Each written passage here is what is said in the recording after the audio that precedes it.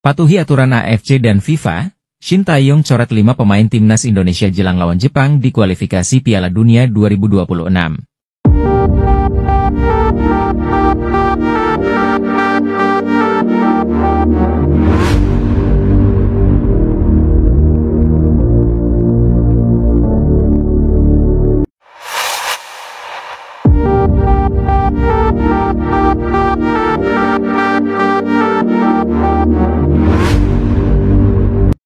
Timnas Indonesia disanksi FIFA Rp357 juta.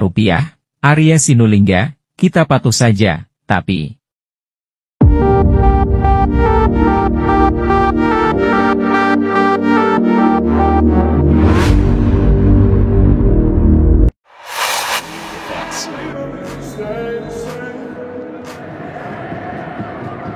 Early pressure here from Samurai Blue. Doan with a through ball to Ueda. Timnas Indonesia tak perlu lagi trauma pada wasit, ayo fokus. Ueda brought down in the box and steps up to give them the lead. Shortly thereafter, a textbook penalty. There is no stopping that, even with the keeper going the right way.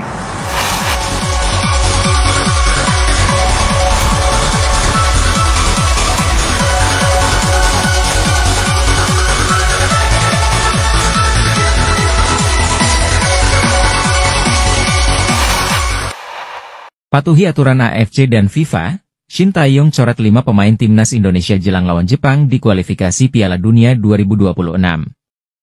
Patuhi aturan AFC dan FIFA, Shin Tae-yong mencoret 5 pemain timnas Indonesia jelang melawan Jepang di matchday kelima grup C kualifikasi Piala Dunia 2026 zona Asia, Jumat 15 November 2024 malam waktu Indonesia Barat. Untuk laga melawan Jepang, 15 November 2024, dan Arab Saudi, 19 November 2024, Shin Tae-yong memanggil 28 nama, termasuk pemain anyar Kevin Dix. Namun, ketika memasuki pertandingan, Shin Tae-yong hanya boleh mendaftarkan 23 nama untuk dimasukkan ke dalam daftar susunan pemain. Alhasil, pelatih 54 tahun itu harus mencoret 5 nama yang ada di skuad timnas Indonesia saat ini. Okezone memprediksi, nama-nama yang berpotensi dicoret Shin Tae-yong adalah Muhammad Ferrari, Yance Sayuri, Hoki Caraka dan Egy Maulana Fikri. Satu nama lagi yang sudah pasti dicoret adalah Ivar Jenner. Gelandang 20 tahun ini dipastikan absen melawan Jepang karena harus menjalani sanksi akumulasi kartu. Pesepak bola milik Jong Utrecht itu tetap dipanggil karena tenaganya dibutuhkan untuk laga melawan Arab Saudi. Harapannya, pemain-pemain yang nantinya dipilih Shin Tae-yong mengeluarkan kemampuan terbaik. Timnas Indonesia membutuhkan hasil maksimal melawan Jepang demi membuka peluang lolos Piala Dunia 2026. Hingga matchday keempat grup C kualifikasi Piala Dunia 2026 zona Asia, Timnas Indonesia duduk di posisi 5 dengan 3 angka. Timnas Indonesia hanya terpaut 2 angka dari Australia di posisi 2, atau batas akhir tim yang lolos otomatis ke Piala Dunia 2026. Meski begitu, finish di posisi 2 bukanlah target yang dibebankan PSSI kepada Shin Tae-yong. PSSI menargetkan Shin Tae-yong mengantarkan timnas Indonesia finish di posisi 4 klasemen grup C. Dengan finish di posisi 4, timnas Indonesia akan lolos ke babak keempat kualifikasi Piala Dunia 2026 zona Asia. Karena itu, menarik menanti aksi lanjutan timnas Indonesia di babak ketiga kualifikasi Piala Dunia 2026 zona Asia. 3-4-3 Martin Paes, Mes Hilgers, Jordi Amat, Jai Idzes, Kevin Dix, Kelvin Verdong, Tom Haye, Nathan Choyaon, Eliano Rejders, Ragnar Oratmangoen, Rafael Struijk. Timnas Indonesia disanksi FIFA Rp357 juta. Arya Sinulinga, kita patuh saja, tapi...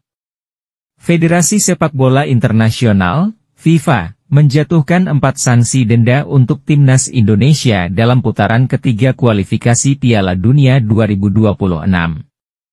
Anggota Exco PSSI Arya Sinulinga mengatakan, pihaknya bakal mematuhi sanksi denda yang diberikan FIFA tersebut. Terkait sanksi denda ini, Arya mengakui timnas Indonesia memang perlu melakukan evaluasi agar tidak melakukan kesalahan-kesalahan serupa di kemudian hari. Saat ini kita patuh saja ya terhadap denda yang diberikan oleh FIFA, tapi kita perlu evaluasi dan perbaiki diri apa yang menjadi kesalahan kita seperti telat kick-off dan sebagainya, ujar Arya Sinulinga, dikutip dari Antara Senin, 11 November 2024. Arya juga menyorot sanksi yang diterima manajer Timnas Indonesia, Sumarji akibat kartu merah yang diberikan Ahmed Alkaf saat menghadapi Bahrain. Menurut Arya, sanksi itu adalah cara Sumarji menjadikan dirinya, tameng, agar kartu merah itu tidak diberikan kepada pelatih Shin Tae-yong. Kalau ada ofisial kita seperti Pak Marji itu kita terima karena memang kondisi pada saat itu Pak Marji kan berusaha untuk menjaga supaya jangan sampai pelatih yang terkena hukuman. Gitu makanya kita terima hukuman dari FIFA ini, jelasnya. Sebagai informasi, Timnas Indonesia dijatuhi 4 sanksi oleh FIFA karena pelanggaran yang terjadi dalam 3 laga saat menghadapi Australia, Bahrain dan Cina. Sanksi pertama yakni terlambat memulai kick-off saat pertandingan melawan Australia pada Selasa, 10 September 2024 lalu. Kedua, Timnas Indonesia mengulangi kesalahan yang sama saat menghadapi Cina pada Selasa, 15 Oktober 2024, dan tim Merah Putih mendapat denda sebesar Rp178 juta. Ketiga, Indonesia disanksi denda Rp89 juta setelah manajer Timnas Indonesia, Sumarji mendapat kartu merah saat melawan Bahrain pada Kamis, 10 Oktober 2024. Dia juga dilarang mendampingi skuad Garuda saat menghadapi Jepang.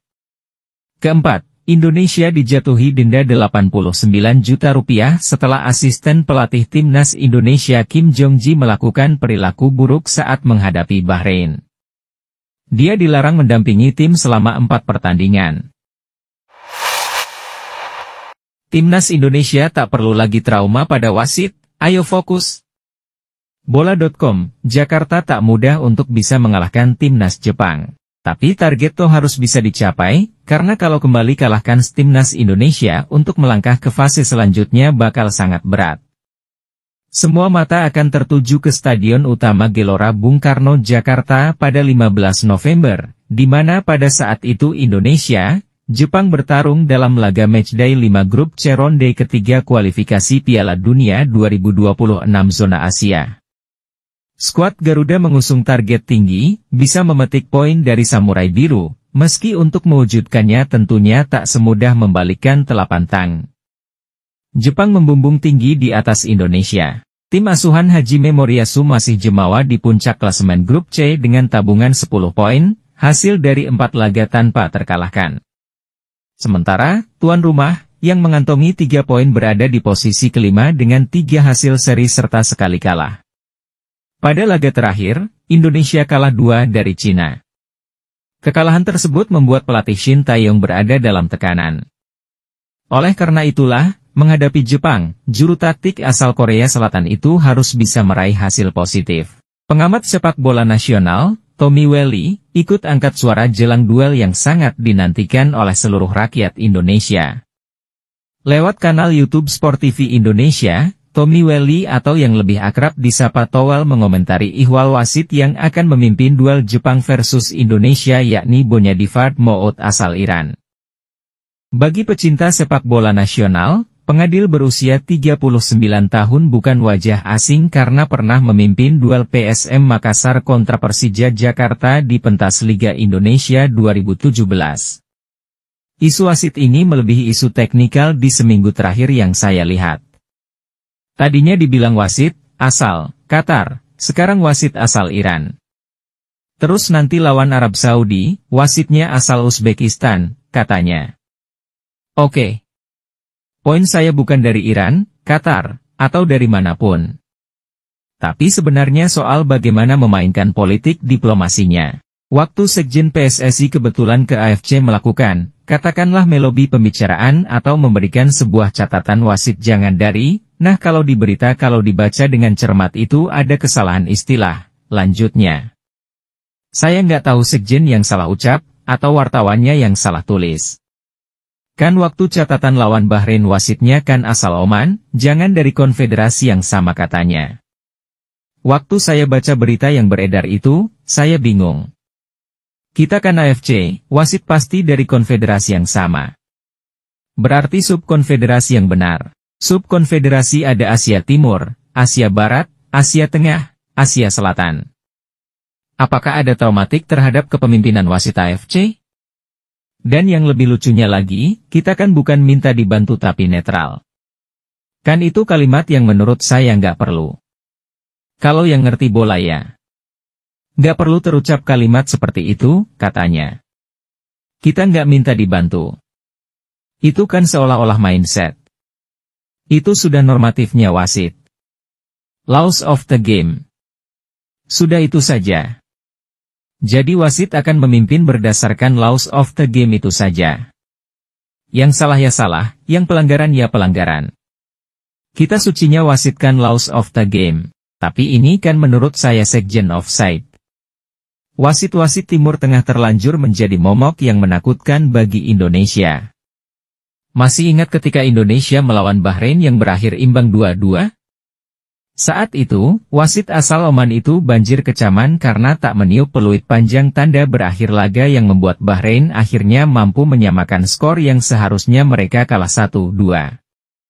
Semoga, saat melawan Jepang nanti, wasit Bonyadifard Mout asal Iran memimpin pertandingan seperti yang dikatakan Towel berdasarkan laws of the game. FIFA resmi jatuhkan sanksi kepada timnas Indonesia jelang laga kontra Jepang dan Arab Saudi. FIFA resmi menjatuhkan sanksi kepada timnas Indonesia jelang pertandingan melawan Jepang dan Arab Saudi di kualifikasi Piala Dunia 2026. Komite Disiplin FIFA telah mengeluarkan sanksi atas insiden yang terjadi pada laga kualifikasi Piala Dunia 2026 bulan September dan Oktober.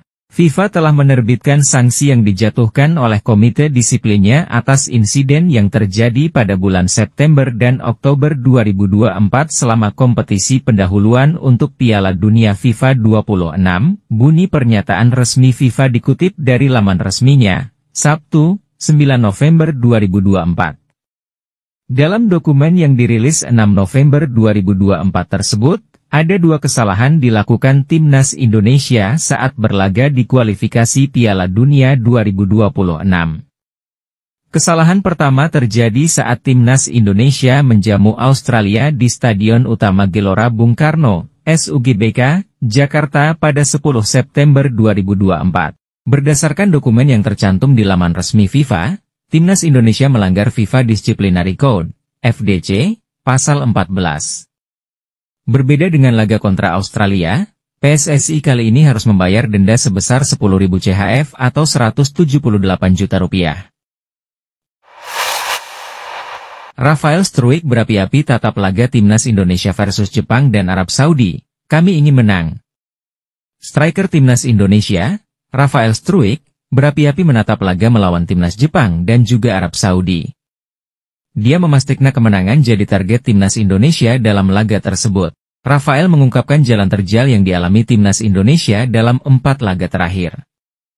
Terkhusus dalam 2 pertandingan terakhir kontra Bahrain dan Cina pada Oktober 2024.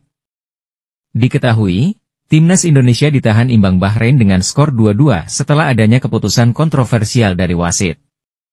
Kemudian, skuad Garuda harus mengakui kehebatan Cina dengan skor 1-2 di kandangnya. Ya, pertama-tama kami berada di grup yang sangat kuat, grup C. Jadi saya pikir semua pertandingan sulit, ya ucap Rafael Struijk, dikutip dari SBS, Minggu, 10 November 2024. Namun, berkaca dari 2 laga terakhir, kita sebenarnya bisa mendapatkan 4 bahkan 6 poin. Sayangnya melawan Bahrain kami sudah menang pada 90 menit, tetapi mereka mencetak gol di menit kritis, dilanjutnya. Kemudian kami ke Cina dan saya pikir kami akan memenangkan pertandingan, namun itu tidak terjadi. Kami sedikit kesal dengan hasil itu, tutur Rafael Struijk.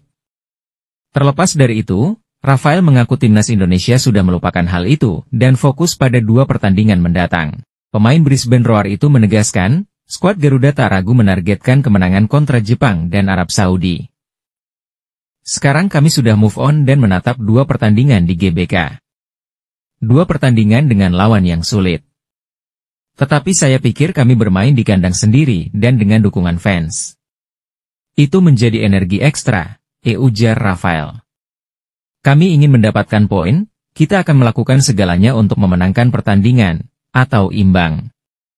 Tetapi kami tentu sangat ingin menang, jelanjutnya. Ya, Timnas Indonesia akan berhadapan dengan Jepang dan Arab Saudi di lanjutan grup C putaran ketiga kualifikasi Piala Dunia 2026 zona Asia. Dua pertandingan itu akan digelar di Stadion Utama Gelora Bung Karno, SUGBK, Jakarta. Skuad Garuda akan lebih dahulu menjamu Jepang pada 15 November 2024. Kemudian, Timnas Indonesia akan menghadapi Arab Saudi pada 19 November 2024. Dua laga tersebut sangat krusial bagi skuad Garuda, mengingat mereka belum meraih kemenangan. Dalam 4 laga terakhir, Timnas Indonesia ditahan imbang 3 kali, dan menelan kekalahan 1 kali. Alhasil, Timnas Indonesia masih terjerembab di posisi kelima pada klasemen sementara grup C. Mereka baru mengemas 3 poin. Jepang dapat masalah tak terduga jelang hadapi Timnas Indonesia, keuntungan untuk Shin Tae-yong? Sebuah media Jepang mengabarkan bahwa Timnas Jepang menghadapi masalah yang tak terduga yang bisa menguntungkan Timnas Indonesia jelang duel di kualifikasi Piala Dunia 2026. Skuad Garuda melanjutkan petualangannya di putaran ketiga kualifikasi Piala Dunia 2026 zona Asia pada November ini. Tim asuhan Shin Tae-yong itu akan menjamu Jepang dan Arab Saudi untuk pertandingan pada tanggal 15 dan 19 November nanti. Jepang akan menjadi lawan pertama dan Timnas Indonesia tampaknya mendapatkan sedikit keuntungan seiring dengan kabar terkini dari media Jepang.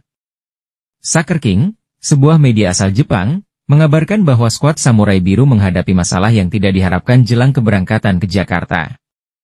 Mereka mengabarkan bahwa ada masalah pada pesawat yang memaksa tim asuhan Hajime Moriyasu batal terbang. Masalah tak terduga untuk tim nasional Jepang.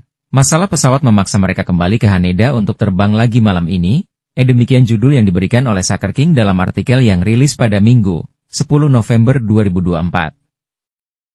Federasi Sepak Bola Jelang, JFA, telah mengumumkan perubahan jadwal penerbangan pada tanggal 10. Demikian ulasan di badan artikel tersebut. Menurut warta tersebut, Timnas Jepang harusnya sudah berangkat ke Jakarta pada Minggu, 10 November 2024, pagi ini waktu setempat.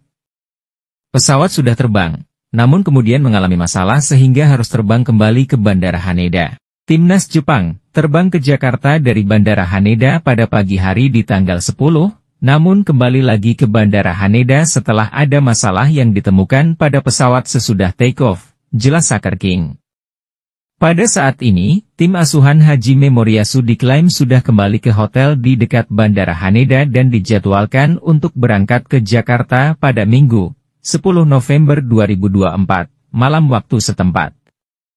Jepang akan menghadapi 2 pertandingan tandang pada bulan November ini, dengan akan melawat ke Cina juga untuk tanggal 19 November 2024 mendatang.